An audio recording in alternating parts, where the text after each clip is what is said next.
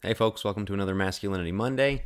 Going to continue on with David and Saul. If you missed last week's, be sure to catch it there on the Focus Press YouTube channel. As we talked about the introductions of David and Saul, and you had David as a very detail-oriented, conscientious, competent young man, and Saul who was not, somebody who really wasn't taking care of business. But this week I want to look at another side of that really demonstrates two different ways of being a man, two different ways of leading, two different ways of just doing things that Saul and David had. And I want to look first in 1 Samuel 15 where Saul, I should say, lost Samuel's confidence, lost God's protection with him.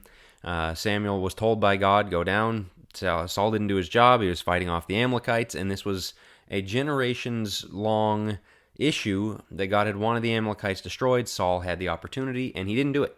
He held back some of the animals. He held back King Agag of the Amalekites, didn't do what he was called to do. And yet, when Samuel comes to him here in 1 Samuel 15, verse 13, Saul said to him, "Blessed are you of the Lord. I have carried out the command of the Lord." Samuel knows that that's not true. He says, "What then is this bleating of the sheep in my ears, and the lowing of the oxen which I hear?" Saul said, "They have brought them from the Amalekites, for the people spared the best of the sheep and oxen to sacrifice to the Lord your God, but the rest we have utterly destroyed." Notice the change there mid-sentence. They did this, the people did that, but we utterly destroyed. The part that you wanted done, yeah, I was part of that. The part that we weren't supposed to do, that was all them. That was the people. Well, the fact of the matter is, Saul was king. The buck should have stopped with him. If the people weren't going to sacrifice everything, if they weren't, destroy everything, if they weren't going to do what they were commanded, it was up to Saul to say, guys, this is what God told us to do, and we're going to do it.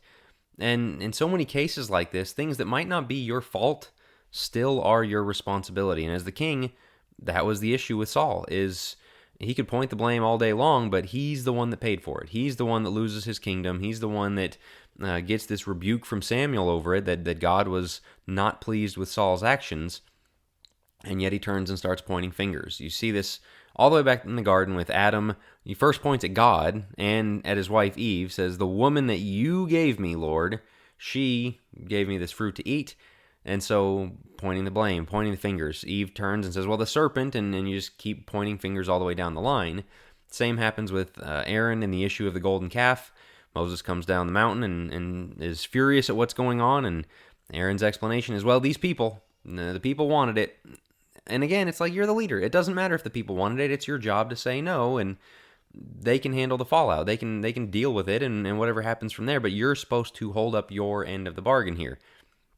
Saul is this example of somebody not owning it, not stepping up and taking the responsibility. On the other hand, when you look to David, after the sin with Bathsheba, after everything that went wrong there, and the snowball of sins that David kept adding on to, and Nathan the prophet confronts David about it and says, "You are the man. You're who I'm talking about. You're the one who sinned in this way." David just says one sentence, short as can be. Then David said to Nathan, "I have sinned against the Lord." He did not say, well, Bathsheba. He did not say, well, Uriah. He didn't say any of the directions he could have pointed fingers. He said, yeah, I sinned. That was wrong. He owned it. For men, for leaders, for this is the same as last week.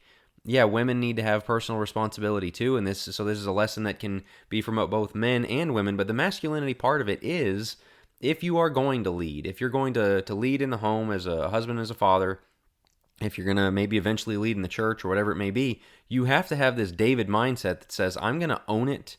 I'm going to take the blame when I do what's wrong. I'm going to look at my own life with that ownership of my own actions and even what is under my responsibility. And faithful in little, faithful in much, as I pointed out last week, as Jesus said, the more of that kind of responsibility you take, even for others' actions that might not be your fault, but you're taking the responsibility to fix them, to clean up the mess, and to make a difference, the more people see that, the more it stands out, the more people trust you because they know you're not going to throw them under the bus. I mean, imagine what it did to Saul's relationship with the people to behave in this way. They know you're going to throw them under the bus. Well, the same happens in a marriage. If the husband's going to point to the wife and then she's going to point at him, and they're not going to be on the same page, and it's going to lead to a very miserable marriage. And if the parents to the kids, or to other family members, or to friends, or to church people, and you're always just pointing blame back and forth, somebody's got to step up and say, we're going to fix this, and I'll take responsibility, even if it wasn't entirely my fault, even if I'm not the only one involved in the situation. I'm going to try and make it better. Even if you're a young guy and you don't have a family yet, or you're somebody who wants to maybe get married someday, are you taking responsibility for what's yours? I mean, there's a million excuses to not do things. You can point at the world, you can point at the economy, you can point at, and there's reality to a lot of these things. I mean, David could have pointed at other people and say, "Hey, Bathsheba came along; she was part." He didn't do that. And Saul, there probably was some legitimacy to his blame shifting. We know Aaron, the people did want a golden calf, or they wanted an idol, and so there's a little bit of legitimacy there. But it doesn't matter when the buck stops with you, when you're owning it, when you're taking that responsibility. And that starts small. That starts with the things that are in your realm of control, the things that are under your responsibility today. Just the little things of the job that you have, your own personal space. If you're somebody, a young guy who still lives at home, keeping your room clean. Take responsibility for your own things. And the more responsibility you take in the little things, the more you get in the bigger ones. And anytime you do something wrong, don't turn and point fingers. Don't figure out who else's fault, what percentage of the blame goes where. Own it. Step up and own it. That's how you get people's respect, but it's also how you keep yourself accountable, because man, I really don't like owning it. I really don't like having to say I messed up, so you do a better job. If you always have that out of pointing to other people and trying to shift the blame, you don't have as much motivation to really give your best at all times, because you can always find an excuse. You can always put it off on somebody else. Owning it makes you a better man, makes you a better person. And so that's kind of what I wanted to talk about this week, is the idea of owning it, of following David's example and not Saul's.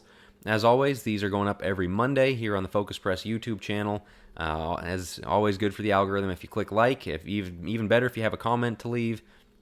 And be sure you're subscribed here on YouTube. And if you're not watching on YouTube, but on my site, jackwilkie.co, be sure you're subscribed there to get the emails, the latest articles, and videos that I'm posting. And as always, I tell you about the Church Reset podcast feed. If you just want to catch audio of Masculinity Monday and other videos I'm putting out, as well as the article read-throughs and the audio that goes up from those, be sure you're subscribed on your podcast app to Church Reset. And keep an eye out, because there will be more coming probably this afternoon. If not, then tomorrow. And so be sure you're subscribed. We'll talk to you later.